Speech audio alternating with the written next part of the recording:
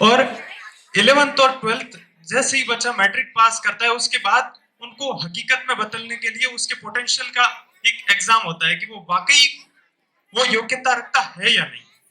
ठीक है, अगर ये गुरुजी है इनके पास जाइए, ये आपका मूल्यांकन करेंगे, बताएंगे कि बेटा अगर तुम्हारे अंदर पोटेंशियल है कि तुम जो चाहते हो वो कर सकते हो, तो फिर आप उस क्षेत्र में आगे बढ़िए।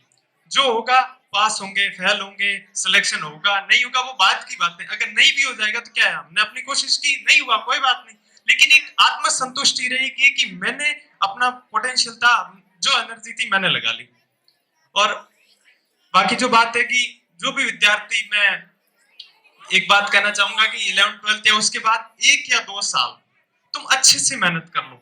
चाहे तुम्हें नीट करनी है, आईआईटी करनी है, जेई करनी है, जो भी करना, जो एग्जाम देना तुम्हें, जो तुम्हें करना चाहते हो, या कोई बिजनेस करना चाहते हो, खेल में करना चाहते हो, मैं नहीं कहता कि डॉक्टर बनो, जो तुम्हारा मन करे उसमें आपको 11th 12th के बाद मिनिमम 2 या 3 साल आप एक सेक्टर में अच्छे से डेडिकेटेड होकर काम कर लीजिए। आपको सफल होने से कोई नहीं रोक सकता।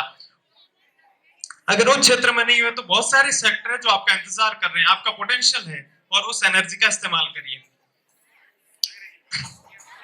जहां तक बात मैं नीट की करूं, अगर आप कोई भी विद्यार्थी जिसके मन में हो, यहाँ पे इस विद्यालय में देखा कि बच्चे काफी उस चीज को लेकर लालायित है कि डॉक्टर बनना है, ये वो करना है, तो मैं एक बात बताता हूँ कि मेरे साथ ही 12th में एक हनुमान करके लड़का पढ़ता था, आप सभी शायद जानते होंगे, वो मेरे साथ सीकर था। तो मैं इस विद्यालय में 1 साल तक रहा। तो एक ज्यादा वक्त तक जो बच्चे रहते हैं उनका एक आत्मीय लगाव हो जाता है विद्यालय के प्रति।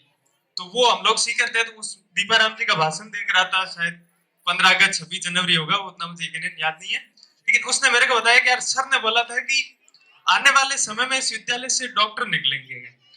तो एक बात तो होता है कि इशारा अपनी तरफ था, तो वो एक भरोसा लेके चलते हैं वो कि भाई सर ने बोला है, सर का भरोसा है। एक माता पिता का तो होता ही है, लेकिन एक विद्यालय ये उम्मीद रखता है कि हमारे विद्यालय से निकला हुआ बच्चा आगे जाए, और वो भरोसा हमें एक ताकत देता है। सर का सम्मान हमें ये ताकत देता है, आपको ताकत देता है कि जो आप सामने बैठे हो कल यहाँ पे आओ। मैं उम्मीद करता हूँ कि मैं एमबीबीएस करने चला गया, अब फर्स्ट ईयर का एग्जाम हो गया, मैं यहाँ आया और उपस्थित हूँ आपके सामने, मेरा सौभाग्य है। उसके बाद मैं चला जाऊंगा दूर, अपनी नौकरी करूंगा, तुम यहाँ से निकल के आओ, ये सिलसिला अनवरत चलता रहे कि मैं चला जाऊंगा, मेरे बाद तुम आओ, मुझे गर्व महसूस होगा कि सर के पास कल आप आके बैठो। आवाज नहीं आ रही है? हाँ ठीक है।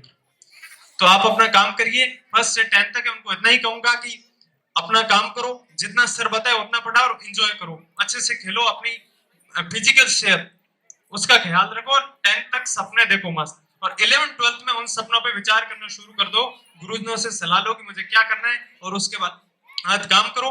अगर आपको किसी भी सेक्टर में आपके सर है, आदरणीय सवाई जी है, भवेश जी है, मेरे को जानते हैं, आपको उस क्षेत्र में कोई भी दिक्कत आए, आपको क्या करना है, आप सर से संपर्क करिए, दीपाराम जी से करिए। मैं इस विद्यालय के लिए हमेशा डेडिकेटेड रहा, सर जब भी बुलाएंगे, जब भी कहेंगे, मैं इस विद्यालय के लिए जहां तक मेरी कोशिश होगी हाजिर रहूंगा।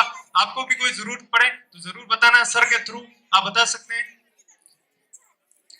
और देखो मेहनत तो आपको करनी पड़ेगी, हम तो केवल मार्गदर्शन कर सकते हैं, सर ने हमारा किया, हम आपका कर सकते हैं, और हम लोगों से जितना हो पड़ेगा इस विद्यालय के लिए, सर के लिए और आप सभी के लिए हमेशा समर्पित रहेंगे।